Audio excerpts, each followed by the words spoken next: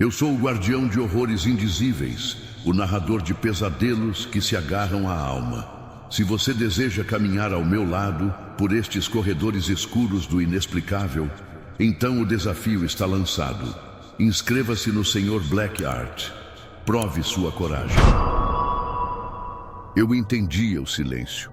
Achava que entendia. A necessidade, como sempre, foi a mãe da má decisão. Desempregado há 4 meses, com as contas se acumulando como poeira nos cantos da casa, vi o anúncio no jornal. Vigia noturno, Shopping Center Grande Vale, início imediato. O salário era bom, quase bom demais. O horário, das 11 às 6 da manhã, era o que eu conhecia. A ideia inicial me pareceu um alívio. Vigiar um único prédio, grande e moderno. Seria um trabalho confortável, talvez o último antes da aposentadoria. O quão difícil poderia ser. Eu me imaginava na guarita, observando os monitores de CCTV, fazendo rondas tranquilas pelos corredores vazios e silenciosos. Liguei. A resposta foi imediata, quase ansiosa. Uma entrevista marcada para o dia seguinte com o gerente, um tal de Dr. Matos. A velocidade de tudo me causou um estranhamento, uma coceira na nuca. Qual a pressa para preencher uma vaga de vigia noturno? A entrevista foi um relâmpago. Dr. Matos, um homem de meia idade com o rosto úmido de suor e um terno que parecia apertado demais, mal folheou meu currículo. Ele parecia mais interessado em preencher a vaga do que em saber quem eu era. Experiência é o que não falta, seu Ademar. Isso é bom, muito bom, ele disse, seus olhos se movendo rapidamente pela sala. Ele me descreveu as tarefas de forma apressada. Monitorar as câmeras a cada 15 ou 30 minutos. Fazer uma ronda completa a cada hora. O de sempre. Então ele se inclinou para frente, a voz baixando um tom. Preciso ser honesto. Estamos com um buraco na escala. O último rapaz não aguentou. Sabe como são esses jovens, sem paciência. A pausa dele foi curta, mas pesada. O senhor poderia começar hoje à noite? A pergunta pairou no ar. Era uma proposta absurda para qualquer empresa séria.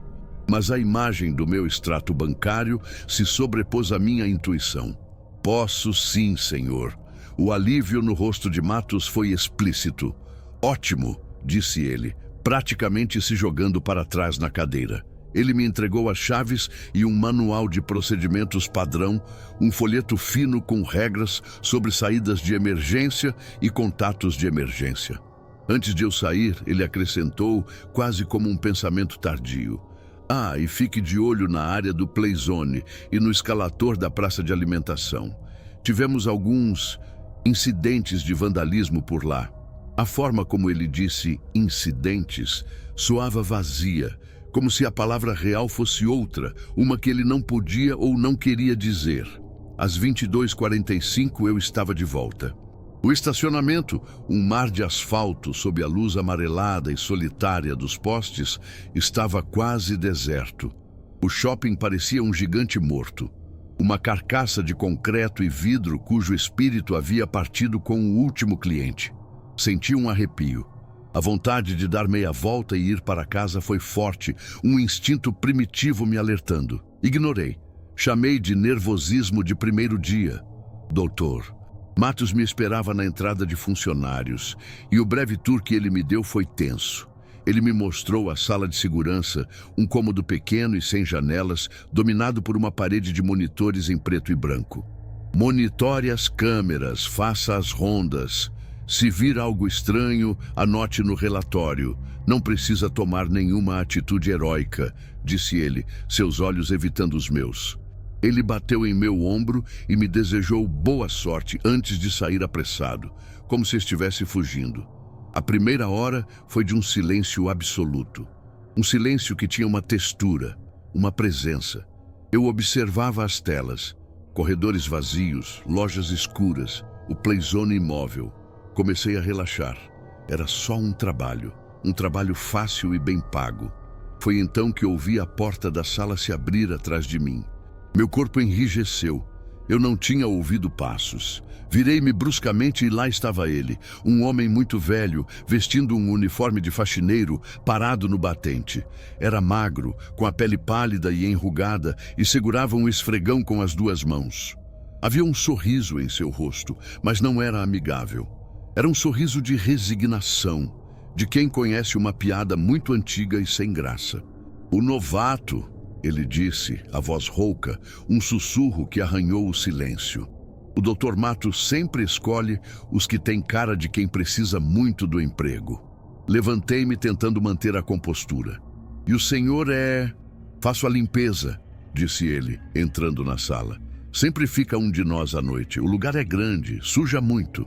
Ele parou ao meu lado, olhando para os monitores. "Ele te deu o papel, não deu? O manual da empresa." "Sim, deu." O velho riu, um som baixo e sem alegria. "Aquele papel serve para a seguradora, para dizer que eles fizeram a parte deles. Mas não serve para você, não para te manter inteiro até o dia clarear." Ele enfiou a mão no bolso do macacão e tirou um pedaço de papel. Era uma folha de caderno, dobrada várias vezes, amarelada e manchada de algo escuro nas bordas. Ele a colocou na mesa, ao lado do manual oficial. "O último vigia, o tal jovem impaciente", o faxineiro disse, a voz baixando. "Ele achou que isso aqui era um trote. Ele durou uma noite. Foi embora daqui de manhã gritando que nunca mais ia dormir no escuro." Eu olhei para o papel e depois para ele. "O que é isso? Uma brincadeira?" O sorriso do faxineiro desapareceu. Seus olhos, antes cansados, agora tinham uma intensidade penetrante e sombria. "Não há brincadeiras neste lugar depois que a última porta se fecha, seu Ademar. Aqui dentro, à noite, a realidade tira uma folga. Essas são as regras de verdade, as regras que importam. Se você tem amor à sua sanidade, vai segui-las à risca." Ele apontou um dedo ossudo para o papel. "Leia, decore, não questione, apenas obedeça." Com uma sensação de irrealidade, peguei o papel. A caligrafia era irregular, apressada. "Regras para o turno da noite 1. A cada 15-30 minutos verifique os monitores. Não encare nenhuma câmera por muito tempo. Se a imagem chuviscar ou distorcer, desvie o olhar. Significa que algo notou você. 2. Após a meia-noite, não olhe diretamente para os manequins. Suas posições podem mudar. Isso é normal. Se a posição de um deles mudar enquanto você estiver olhando, saia do local imediatamente e não olhe para trás." Meu estômago deu um nó. Aquilo era loucura. Era um trote elaborado e cruel. "Olha, amigo, eu não tenho tempo para..." Comecei a falar, mas ele me interrompeu, a voz firme. O último rapaz também não tinha tempo. Ele se virou e caminhou para a porta. "Boa noite, seu Ademar. Tente chegar até às 6. E com isso, ele saiu, fechando a porta suavemente atrás de si. Fiquei sozinho, o silêncio opressor retornando, agora contaminado pela dúvida e por um medo frio que começava a subir pela minha espinha. Olhei para o manual brilhante da empresa e para o papel sujo e amassado. Um representava a lógica e a razão, o outro, a loucura. Eu, um homem de quase 60 anos, decidi acreditar na lógica. Amassei o papel com as regras insanas e o joguei no lixo. Eu faria meu trabalho, faria minha ronda e provaria que aquilo tudo era uma grande besteira. Levantei-me, peguei minha lanterna e saí para a escuridão do shopping, sem saber que minha crença na realidade estava prestes a ser o primeiro item a ser quebrado naquela noite. A raiva é um combustível potente. Ela me aqueceu no frio da sala de segurança e me deu um propósito: provar que aquilo tudo era uma besteira. Amassei o papel com as regras de Isidoro e o joguei na lata de lixo com um desprezo deliberado. Eu era um profissional. Eu seguiria o manual do Dr. Matos, o protocolo da empresa. Peguei a lanterna e o radiocomunicador e saí para a minha primeira ronda oficial, os passos firmes e decididos no piso silencioso. O silêncio do shopping à noite é algo que a mente não processa direito. Durante o dia, é uma cacofonia de sons. Música, conversas, passos. À noite, a ausência de tudo isso cria um som próprio. O zumbido onipresente das luzes de emergência, o ronronar distante de um freezer na praça de alimentação, o eco dos meus próprios passos soando calculado e estranho. As vitrines das lojas, escuras, transformavam o vidro em espelhos negros, refletindo uma versão distorcida de mim mesmo. Um homem velho e solitário, patrulhando um reino de plástico e concreto. Meu percurso me levou ao segundo andar, o andar das lojas de vestuário. O lugar era um corredor de sentinelas silenciosas, manequins, dezenas deles, congelados em poses elegantes e despreocupadas. Lembrei-me da regra número 2, com um sorriso de escárnio. Não olhe diretamente para os manequins. Um desafio. Fiz questão de parar em frente a uma loja de moda jovem. Iluminei com a lanterna o rosto de uma figura feminina, com cabelo de fibra de vidro e um sorriso pintado. Encarei-a. Nada, apenas plástico e tinta. Continuei, sentindo uma pequena vitória sobre a palhaçada de Isidoro. A ronda prosseguiu sem incidentes por talvez 20 minutos. Chequei as portas de serviço, as saídas de emergência, tudo em ordem. O tédio, meu velho companheiro de turno, começava a se instalar. Era no retorno da ronda, ao passar novamente pelo corredor principal do segundo andar, que a realidade começou a apresentar suas primeiras rachaduras. Ao me aproximar da mesma loja de moda jovem, notei algo. O manequim que eu havia encarado antes, sua cabeça, estava ligeiramente inclinada para o lado em um ângulo que eu não lembrava. E parecia estar virada na minha direção. Parei. Apontei a lanterna diretamente para ele. A pose era a mesma, o sorriso pintado era o mesmo, mas a inclinação da cabeça, eu podia jurar que antes ela olhava para frente. Estou ficando velho, a memória já não é a mesma, murmurei, forçando uma lógica na situação. Devia estar assim antes, eu não reparei direito. Continuei a andar, mas a semente da dúvida havia sido plantada. Segui em frente, descendo para o primeiro andar, checando a praça de alimentação, o cinema fechado. Tudo normal, vazio, morto. Após quase uma hora, iniciei o caminho de volta para a sala de segurança. Precisava passar pelo segundo andar novamente. Uma parte de mim, a parte profissional, dizia que era o percurso correto. Outra parte, uma parte mais antiga e instintiva, gritava para eu encontrar outro caminho. Ignorei o instinto. Ao me aproximar do corredor das lojas de roupa, um arrepio percorreu minha espinha. Senti um calafrio que não vinha da temperatura do ar-condicionado. Mantive a lanterna firme, o facho de luz varrendo o caminho à frente. E então, meu sangue gelou. A loja, a mesma loja de moda jovem, o mesmo manequim feminino. Ele não estava mais no fundo da vitrine, junto aos outros. Estava agora com o rosto e as duas mãos espalmadas contra o vidro da vitrine, do lado de dentro. Seus dedos de plástico branco estavam abertos, como os de alguém que está preso e implora para sair.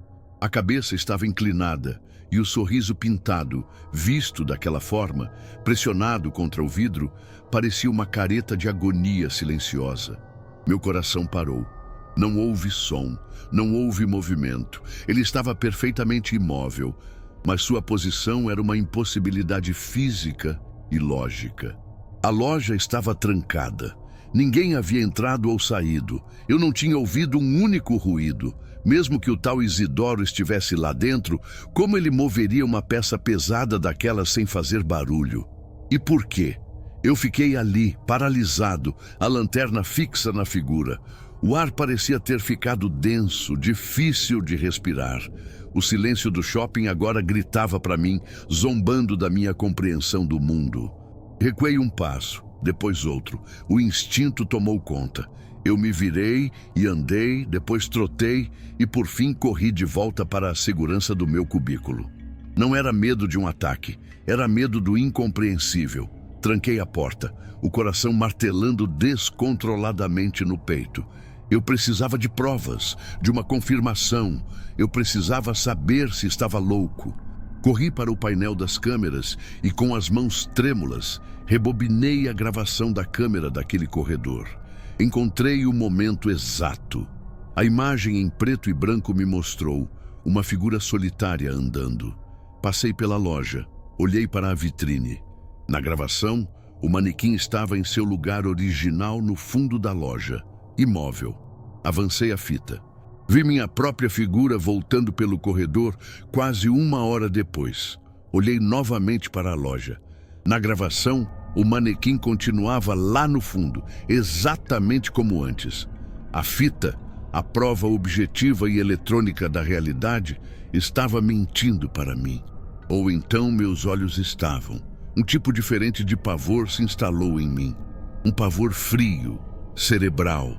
Não era o medo do escuro, ou de um ladrão, ou de um fantasma. Era o medo de não poder mais confiar na própria mente. Se a câmera e meus olhos viam coisas diferentes, qual deles estava quebrado? Eu ou a realidade? Com um sentimento de derrota total, fui até a lata de lixo. Agachei-me e, com os dedos trêmulos, retirei a bola de papel amassado. Sentei-me na cadeira, alisei a folha sobre a mesa e ali, não mais como um cético, mas como um condenado lendo sua sentença. Regra número 1. Se a imagem chuviscar ou distorcer, desvie o olhar. Significa que algo notou você. A minha câmera não havia chuviscado. Ela simplesmente mentiu. Seria isso uma variação ou algo pior? Regra número 2. Não olhe diretamente para os manequins. Suas posições podem mudar. Se a posição de um deles mudar enquanto você estiver olhando, saia do local imediatamente. Eu não o vi se mover. Ele apenas se moveu. A regra não cobria isso. A regra parecia incompleta. Uma versão simplificada de um horror muito mais complexo. Minha respiração estava curta.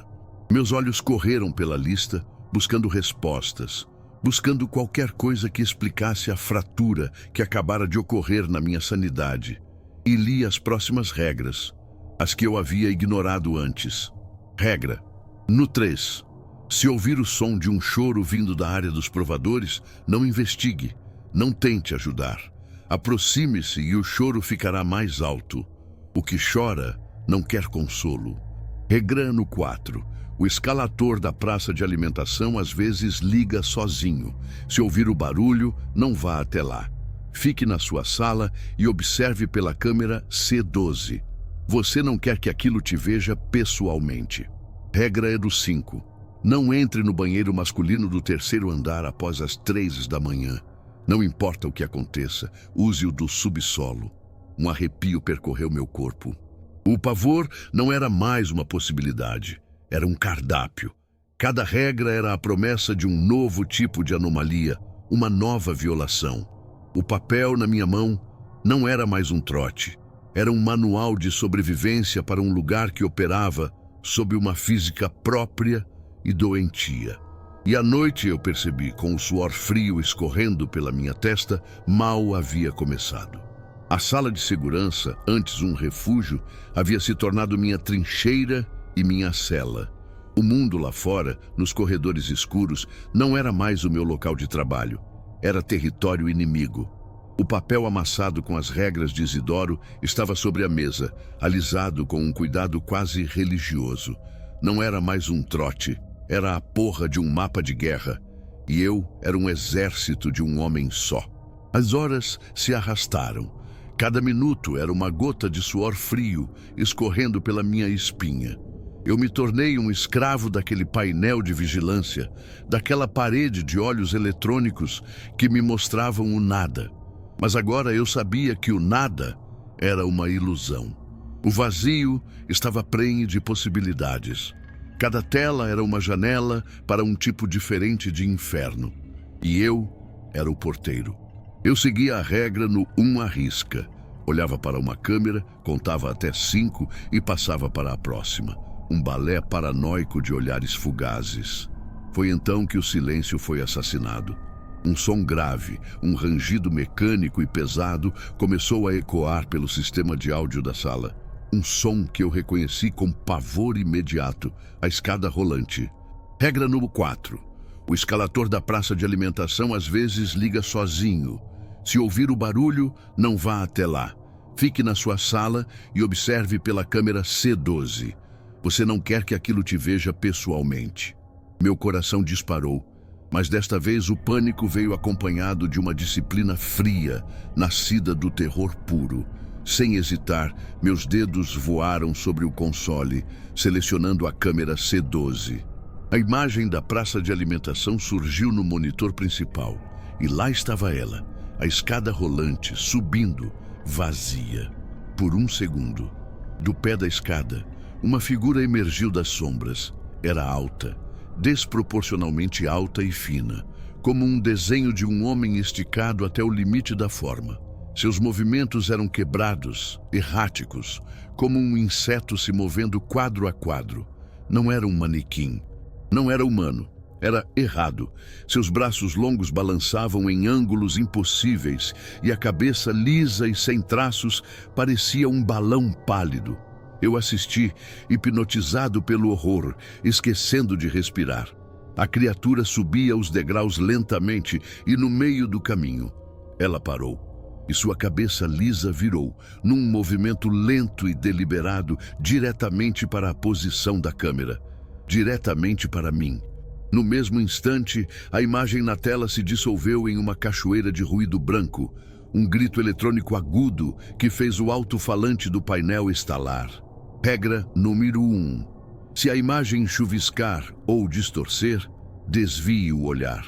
Virei o rosto com violência, fechando os olhos com força, o grito eletrônico ecoando em meu crânio. Quando o som parou, ousei olhar de volta. A tela mostrava a escada rolante novamente, parada, vazia. A criatura havia sumido, mas a imagem dela estava gravada a fogo na minha mente. Agradeci a Isidoro ou a quem quer que ele fosse por aquela regra. Encontrá-lo pessoalmente, a ideia era impensável.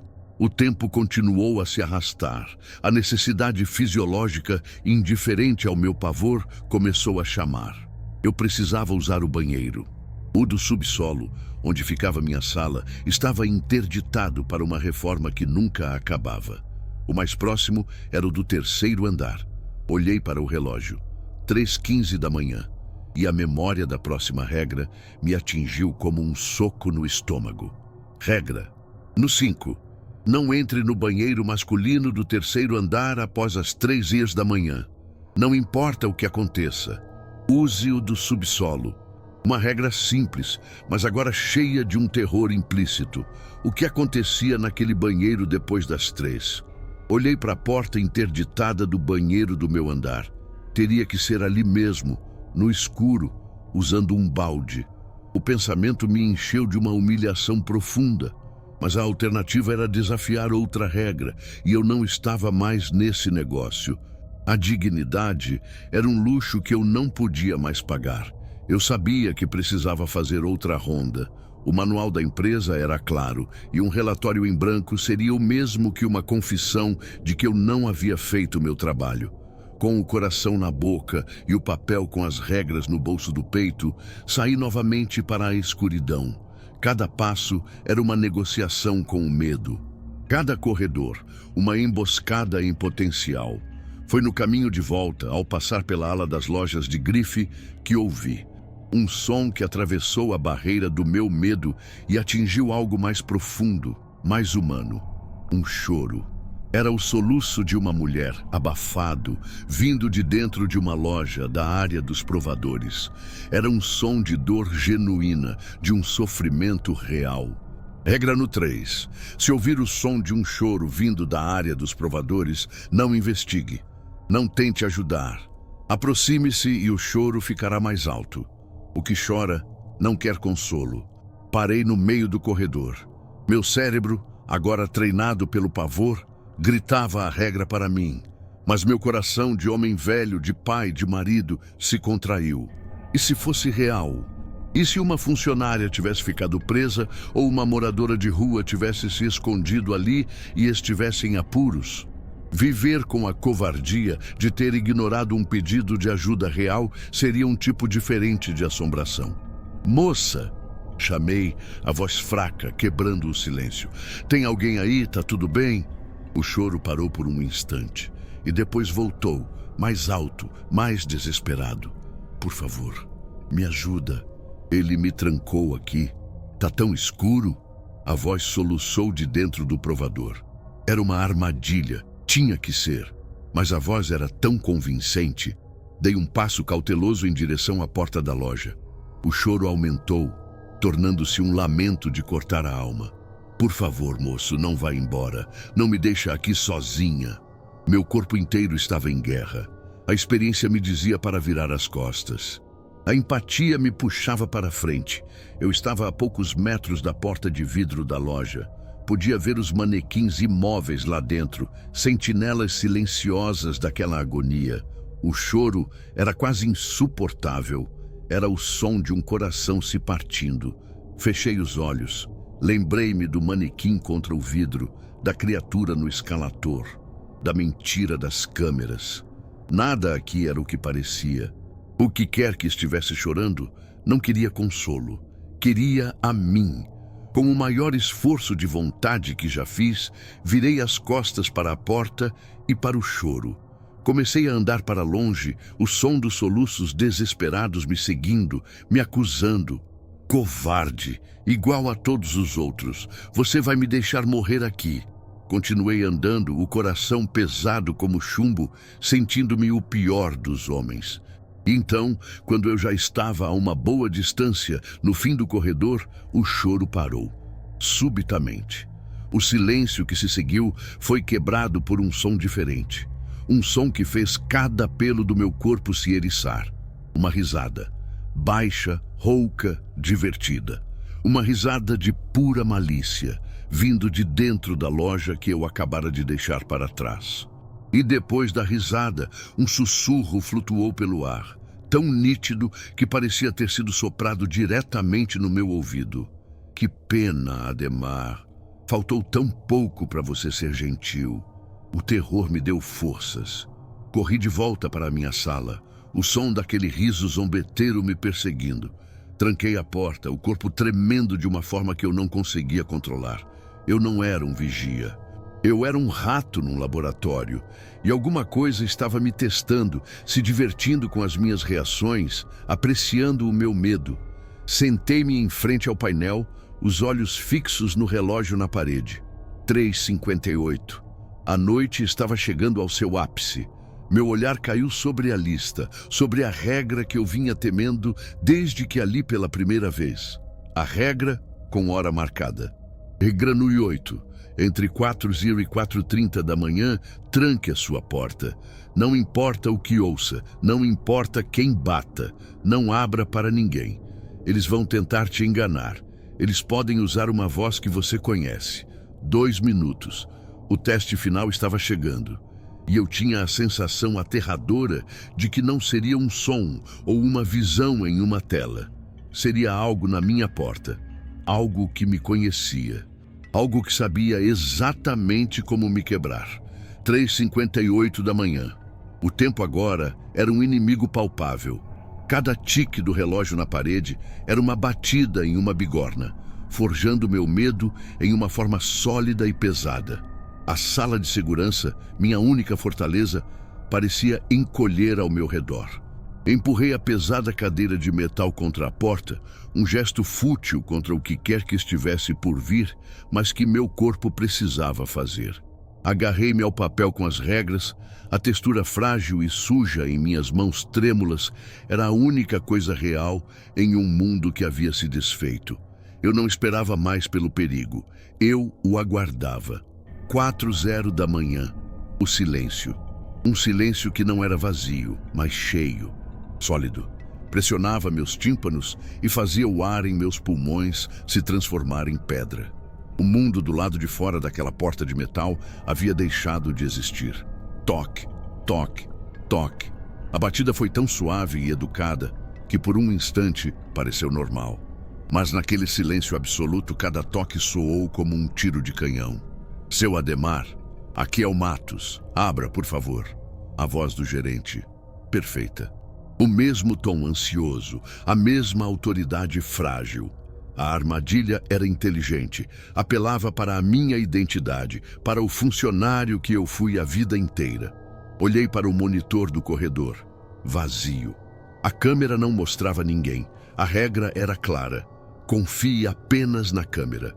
Doutor, o corredor está limpo, não posso abrir. Respondi, a voz saindo como um arranhão. Houve uma pausa do outro lado. Então o horror mudou de tática. A voz se transformou e com ela meu coração se partiu em 1000 pedaços. Ademar, querido, sou eu, Maria. Abre a porta, meu velho. Não, aquilo era um golpe baixo, um golpe sujo, cruel, no centro da minha alma. Era a voz da minha esposa, a mesma inflexão, o mesmo jeito carinhoso de me chamar de meu velho. Era ela e não era ela. Amor, o nosso menino. O Júnior, ele passou mal. Eu estou aqui na porta do shopping, não me deixam entrar. Preciso de você, Ademar. Ele está queimando em febre. Abre a porta, pelo amor de Deus. O choro que se seguiu foi o som mais real que ouvi naquela noite. Um choro de mãe, desesperado. Eu me arrastei até a porta, pressionei minha testa contra o metal frio, as lágrimas rolando quentes pelo meu rosto. Eu sabia que era uma mentira, uma ilusão tecida pela maldade daquele lugar, mas meu coração não sabia. Meu coração só ouvia minha mulher e meu filho precisando de mim. Maria, Júnior, sussurrei contra a porta, o corpo convulsionando em soluços. Não é você. Por favor, para com isso. Eu sei que você está aí, Ademar.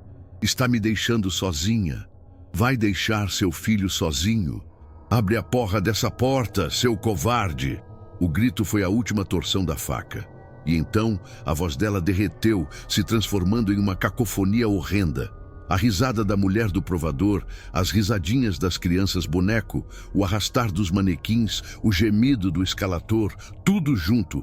Um coro do inferno vindo do outro lado da porta. Bum! A porta de metal se curvou para dentro com um estrondo que fez o ar vibrar. Um amassado do tamanho de um punho gigante apareceu no centro. A maçaneta chacoalhava violentamente, como se estivesse sendo girada por uma mão epilética. Bum! Outro impacto. A cadeira que eu havia escorado na porta foi arrastada, o metal rangendo no chão. A tranca gemia, o metal se deformando. A coisa não estava mais tentando me enganar. Estava tentando arrombar. Estava tentando entrar. Encolhido no canto mais distante, eu fechei os olhos e rezei, não para Deus, mas para o relógio. 4h30 da manhã. O som cessou. A pressão contra a porta desapareceu. O silêncio, o verdadeiro silêncio vazio, retornou. E ficou assim pelo que pareceu uma eternidade. Eu não me movi.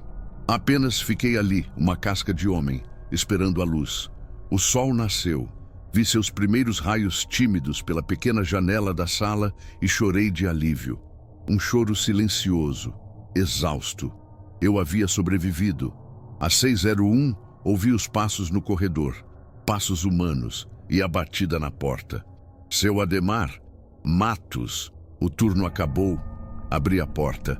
A luz do corredor parecia ofuscante. Matos me olhou e seu rosto profissional se desfez em uma expressão de choque e pena. Eu devia estar com a aparência de um fantasma. Meu Deus, o que aconteceu com o senhor? Ele perguntou. Eu apenas balancei a cabeça e lhe entreguei as chaves e o rádio. Estou fora, foi tudo que consegui dizer. Eu entendo, disse ele, desviando o olhar da porta amassada. Ninguém fica. Eu já estava me virando para sair daquele lugar amaldiçoado para sempre, mas uma última peça precisava se encaixar. Uma última dúvida precisava morrer. O faxineiro, o Isidoro, aquele senhor que faz a limpeza à noite. Matos franziu a testa. Faxineiro, seu Ademar, do que o senhor está falando? A equipe de limpeza só entra às 7. Não temos faxineiro noturno. O chão se abriu. Se não havia faxineiro, minha mão, tremendo, puxou o papel sujo do bolso. Mostrei a ele. E quem me deu isso? A cor sumiu do rosto do Dr. Matos. Ele reconheceu o papel. Ele o pegou da minha mão com um pavor reverente. Isso Isso é impossível. Nós achamos esse papel no armário do último vigia. O rapaz que teve o surto. Ele se enforcou no vestiário dos funcionários há 3 semanas. O ar não entrava em meus pulmões. Isidoro, o último vigia, um fantasma. Um fantasma me ajudando a sobreviver a outros fantasmas? Por quê? Minha mente, em um último ato de busca pela verdade, lembrou-se de algo. O papel. Eu nunca tinha olhado o verso. Com o coração na garganta, peguei o papel de volta da mão paralisada de Matos e o virei. Havia mais uma regra, uma que Isidoro, ou quem quer que ele fosse, não me mostrou. Escrita com uma caligrafia fraca, quase um arranhão, como se tivesse sido adicionada por último, com as últimas forças de seu autor. Regra número 12. Se você sobreviver à noite, parabéns. O turno acabou, o seu e o meu. Agora você conhece as regras. Alguém precisa avisar o próximo. E então eu entendi. A verdade final, uma verdade tão fria e absoluta quanto a morte. Não era uma assombração. Era um cargo, uma posição a ser preenchida. Isidoro não estava me ajudando. Ele estava se libertando. Ele cumpriu seu último dever. Ele avisou o próximo. E o próximo era eu. Saí do shopping para a manhã ensolarada. Os carros passavam, as pessoas iam para o trabalho, o mundo estava normal. Mas eu não estava mais nele. Eu era um espectador. Passei pela vitrine espelhada de um carro e olhei meu reflexo. Vi meu rosto, um velho assustado, mas por um piscar de olhos, vi algo mais. Vi um uniforme cinza de faxineiro sobre minha camisa. Vi um cansaço de séculos em meus olhos. Vi o sorriso triste e resignado de Isidoro. Eu não havia escapado. Eu havia sido contratado e eu sabia, com uma certeza terrível que se instalou em minha alma, que em breve, muito em breve, eu estaria esperando na porta da sala de segurança, com um pedaço de papel na mão, para dar as boas-vindas ao próximo vigia, desesperado o suficiente para aceitar o turno da noite. O shopping sempre precisa de um vigia. E o vigia sempre precisa de um faxineiro. Meu turno como vigia acabou. E meu trabalho como faxineiro apenas começou. Se você sobreviveu a esta noite comigo, deixe seu like e se inscreva no canal do Senhor, Black Art. E responda com sinceridade nos comentários. Você seguiria as regras daquela lista?